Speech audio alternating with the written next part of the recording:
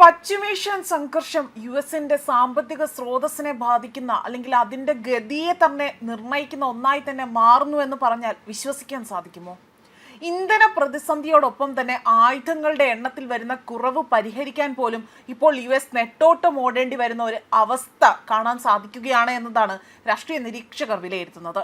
എന്തെന്നാൽ യുദ്ധത്തിൽ ഇറാൻ ഏറ്റവും കൂടുതൽ ആക്രമിക്കാൻ ഉപയോഗിച്ച ആയുധം ഡ്രോണുകളായിരുന്നു. അതിനെ പ്രതിരോധിക്കാൻ തന്നെ ഒട്ടും മോശമല്ലാത്ത രീതിയിൽ പോലും അമേരിക്ക തങ്ങളുടെ ശക്തി പ്രകടനം കാഴ്ചവെക്കുകയും ആ അവസരം, അതായത് കിട്ടിയ അവസരം നല്ല രീതിയിൽ ഉപയോഗിക്കുകയും ചെയ്തിട്ടുണ്ട്. ഇതോടുകൂടി തന്നെ 2026 ഡ്രോൺ ഭീഷണികളെ നേരിടാൻ ഏകദേശം വലിയ രീതിയിലുള്ള ചിലവ് അത് ഉണ്ടായിക്കൊണ്ടേയിരിക്കുന്നു. ഈ ചിലവ് കുറഞ്ഞ പ്രതിരോധ മിസൈലുകൾ, അതായത് ഇതിനെ നേരിടാൻ ചിലവ് കുറഞ്ഞ പ്രതിരോധ മിസൈലുകൾ തയ്യാറാക്കാനുള്ള ചില തിരക്കിലാണിപ്പോൾ ഈ അമേരിക്ക എന്നതാണ് വാസ്തവം. ഖജനാവ് കാലിയാക്കുന്ന ഡ്രോണുകൾ ഉണ്ടെങ്കിൽ വലിയ രീതിയിലുള്ള സാമ്പത്തിക പ്രതിസന്ധിയും ആ രാജ്യത്തിന് നേരിടേണ്ടി വരും. യുഎസിനെ ഭയപ്പെടുത്തിക്കൊണ്ട് 53,000 കോടിയുടെ നഷ്ടമാണ് ഇപ്പോൾ അവർക്ക് അവിടെ വിലയിരുത്തപ്പെട്ടിരിക്കുന്നത്.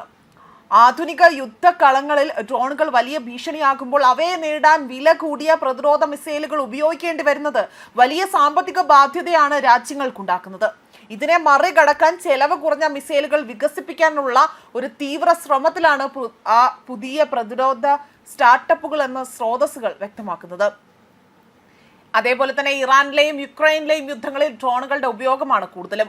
വലിയ തോതിൽ ഉൽപ്പാദിപ്പിക്കുന്ന വില കുറഞ്ഞ ഡ്രോണുകളെ വെടിവെച്ചിടാൻ ദശലക്ഷക്കണക്കിന് രൂപ വിലയുള്ള മിസൈലുകൾ ഉപയോഗിക്കുന്നത് പ്രതിരോധിക്കുന്നത് രാജ്യത്തിന്റെ സമ്പദ് വ്യവസ്ഥയെ തകർക്കുമെന്നതാണ് അവ ഉയർത്തുന്ന മറ്റൊരു പ്രതിസന്ധി. സാമ്പത്തികമായി എത്ര മികച്ച നിലയിലുള്ള രാജ്യമാണെങ്കിൽ പോലും യുദ്ധം അതിനെ പിടിച്ചു കുലുക്കുക തന്നെ ചെയ്യും. ഷാഹൂദ് 136 പോലുള്ള ഏകദേശം $5,000 മാത്രം വില വരുന്ന ഡ്രോണുകളെ തകർക്കാൻ ലക്ഷക്കണക്കിന് ഡോളർ വിലയുള്ള വലിയ രീതിയിലുള്ള പാട്രിയോട്ട് അല്ലെങ്കിൽ സൈഡ് വിൻറ്റർ മിസൈലുകൾ ഉപയോഗിക്കേണ്ടി വരികയാണ് ചെയ്യുന്നത്. ഇറാനിലെ യുദ്ധത്തിന്റെ ആദ്യ 4 ദിവസങ്ങളിൽ മാത്രം ഇറാന്റെ ഡ്രോണുകളെയും മിസൈലുകളെയും നേരിടാൻ പെന്റഗൺ ഏകദേശം 5.7 മില്യൺ, അതായത് ഏകദേശം 53,407 കോടി രൂപ ചിലവാക്കിയതായിട്ടാണ് കണക്കാക്കപ്പെടുന്നത്. ഈ സാമ്പത്തിക ആഘാതം ഒരു യുദ്ധത്തിൽ വളരെ വലുതാണ്. കുറഞ്ഞ സമയം കൊണ്ട് ഡ്രോണുകൾ ഉണ്ടാക്കുന്ന ആഘാതം അത് ഉയർത്തുന്ന നാശനഷ്ടങ്ങൾ മാത്രമല്ല, എതിരാളിയായ രാജ്യത്തിന്റെ സമ്പദ് വ്യവസ്ഥയിൽ ഏൽപ്പിക്കുന്ന ദീർഘകാല ആ പിരിമുറുക്കങ്ങൾ അത് തന്നെയാണ് ഇവിടെ വലിയ രീതിയിൽ അപകടകാരികളാകുന്നത്. ഇത്തരം വില കുറഞ്ഞ ഡ്രോണുകളെ നേരിടാൻ $10,000 മാത്രം ചിലവുള്ള മിസൈലുകൾ വികസിപ്പിക്കാനാണ് ഇവിടെ സ്റ്റാർട്ടപ്പുകൾ ശ്രമിക്കുന്നത്. മിസൈലുകൾക്കായി പ്രത്യേക സങ്കീർണമായ ഗതി നിർണയ സംവിധാനങ്ങൾ അല്ലെങ്കിൽ ആ സിംഹഭാഗങ്ങൾ നിർമ്മിക്കുന്നതിന് പകരം സ്മാർട്ട് ഫോണുകൾ മറ്റും ഉപയോഗിക്കുന്ന സാധാരണ ഇലക്ട്രോണിക് ഭാഗങ്ങൾ ഉപയോഗിച്ചുകൊണ്ടാണ് ഈ സ്റ്റാർട്ടപ്പുകൾ ഇത്തരം ഡ്രോണുകളെ നേരിടാനുള്ള പ്രതിരോധ മിസൈലുകൾ ഉണ്ടാക്കാൻ ശ്രമിക്കുന്നത്. അതായത് ഈ ഇപ്പോഴുണ്ടായിരിക്കുന്ന പ്രതിസന്ധിയെ നേരിടാൻ വേണ്ടി വളരെയധികം ചെലവ് കുറഞ്ഞ രീതിയിലാണ് അവർ മറ്റു കാര്യങ്ങൾ ഏകോപിപ്പിക്കാൻ ശ്രമിക്കുന്നത്.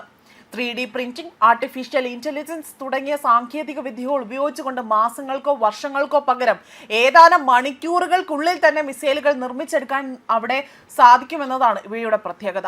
അതിനാൽ തന്നെ വളരെയധികം എണ്ണം കുറഞ്ഞ സമയത്തിനുള്ളിൽ തന്നെ ഇത് നിർമ്മിച്ചെടുക്കാൻ സാധിക്കും. ഇത് പ്രതിരോധ ചിലവ് മാത്രമല്ല, പ്രതിരോധിക്കാനുള്ള സമയം പോലും ലഭിക്കുന്നു എന്നതാണ്. ഇറാനിലെ യുദ്ധം ഇപ്പോൾ യുഎസിൽ ഇത്തരം കമ്പനികളുടെ ആ ഒരു ഉദയത്തിന് വഴി തെളിച്ചിട്ടുണ്ട്. ഇതിൽ പ്രധാനപ്പെട്ട കമ്പനിയാണ് അവിടെ, അതായത് പെൻസിയാസ് ഡിഫൻസ് എന്ന കമ്പനി. മുൻ നാസ എഞ്ചിനീയർ ജോൺ ആണ് ഈ കമ്പനി സ്ഥാപിച്ചിരിക്കുന്നത്.